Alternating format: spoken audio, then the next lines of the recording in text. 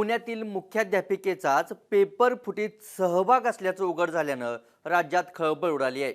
नीट paper घोटाळ्यात थेट सहभाग असल्याचं समोर येताच सीबीआयने मनीषा हवालदारला अटक केली आहे। पण मनीषा हवालदारचा पेपर लीक करण्यात कोणता रोल होता? मनीषा हवालदारच्या घरातून सीबीआयच्या पथकाला असं काय मिळालं की थेट अटकेची कारवाई केली? मुख्याध्यापिकेच्या अटकेनंतर शाळेची भूमिका काय आहे हेच जाणून घेण्याचा प्रयत्न आपण या व्हिडिओतून करणार आहोत। नमस्कार, मी लखन आदाटे आणि तुम्ही पाहताय मुंबई तक। पुणे आणि लातूर हे दोन जिल्हे सध्या देशभरात गाजतायत। कारण आहे नीट पेपर घोटाळ्याचं। पुण्यात तर ज्यांच्यावर जबाबदारी होती त्यांनीच फसवणूक करत शिक्षकी पेशाला काळीमा फासलाय।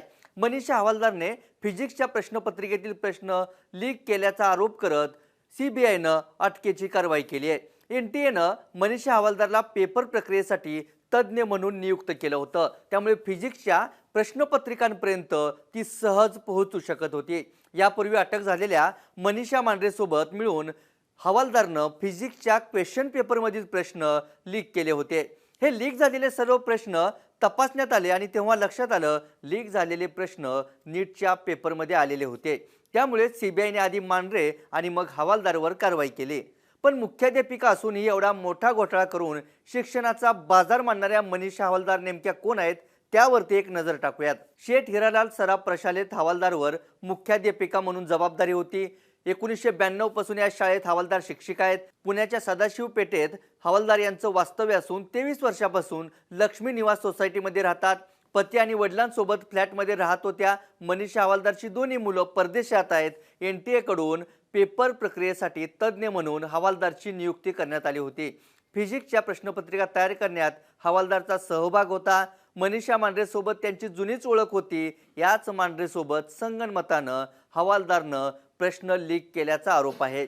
संशयामुळे आधी मांढरेच्या चौकशीत मिळालेल्या माहितीनंतर शुक्रवारी सीबीआयच्या टीमकडून झाडाझडती घेण्यात आली। चौकशीनंतर सीबीआयनं हवालदारला अटक केली।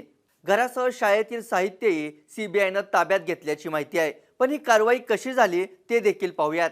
सीबीआयची टीम शुक्रवारी सकाळी 10:30च्या सुमारास हवालदारच्या घरी दाखल झाली होती। जवळपास 7 तास सीबीआयच्या अधिकाऱ्यांकडून झाडाझडती घेण्यात आली।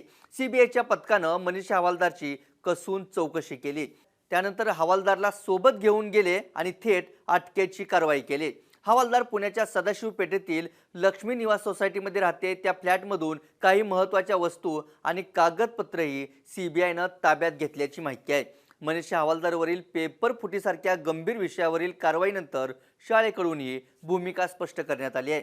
मनीषा हवालदार पुण्यातील विद्या प्रसारिणी सभेच्या शेठ हिरालाल सराफ प्रशालेत मुख्याध्यापिका होती। शेठ हिरालाल सराफ प्रशालेकडून पत्र काढत हवालदारला निलंबित केल्याचं जाहीर केलंय। सचिव सतीश गवळी नेमकं याबाबत काय म्हणालेत ते देखील बघा। मनीषा हवालदार 1992 पासून या शाळेमध्ये काम करतात। सध्या त्यांच्याकडे मुख्याध्यापक पदाची जबाबदारी होती। नीट पेपर फुटी प्रकरणी त्यांना अटक झाली हे आम्हाला मीडियातूनच कळालं। मनीषा हवालदारांची एनटीएकडून तज्ञ म्हणून नियुक्ती झाली होती हे देखील आम्हाला माहिती नव्हतं। या प्रकरणामुळे आमच्या शाळेचं नाव खूप बदनाम झालंय। सीबीआयची टीम काल आमच्या शाळेमध्ये आली होती। शाळेतील सीसीटीव्ही फुटेज आणि हवालदार जो कॉम्प्युटर वापरतात त्याचे हार्ड डिस्क सुद्धा आणि कागदपत्रही घेऊन गेलेत, अशी माहिती सतीश गवळींनी दिली। मनीषा वाघमारे, मनीषा मांढरेनंतर आता आणखी एक मनीषा सीबीआयच्या जाळ्यात अडकली आहे। रिटायरमेंट तोंडावर आलेले असतानाच मनीषा हवालदारने हे कांड करून ठेवलं। म्हणजे पेपर घोटाळ्यावरून जी नावं समोर येत आहेत त्यावरून कुंपणानंच शेत खाल्लं असं म्हणण्याची वेळ आली। आता मनीषा हवालदारच्या चौकशीतून कोणती नवी माहिती समोर येते यावरूनच तपासाला नवी दिशा मिळते का याकडे लक्ष असेल। या व्हिडिओ तिथंच थांबूयात। पेपर फुटीच्या प्रकरणात पुण्यातील प्राध्यापक आणि शिक्षकच का निशाण्यावर आलेत? मनीषा हवालदारमुळे शिक्षण क्षेत्रातील सावळा गोंधळ आणि भ्रष्टाचाराचं कुरण पुन्हा दिसून आले का? याबद्दल तुम्हाला काय वाटतं ते आम्हाला कमेंट करून सांगा। ताज्या घडामोडी आणि अचूक विश्लेषणासाठी मुंबई तकच्या यूट्यूब चॅनलला सबस्क्राईब करा। फेसबुक आणि एक्सवरही फॉलो करायला विसरू नका। धन्यवाद।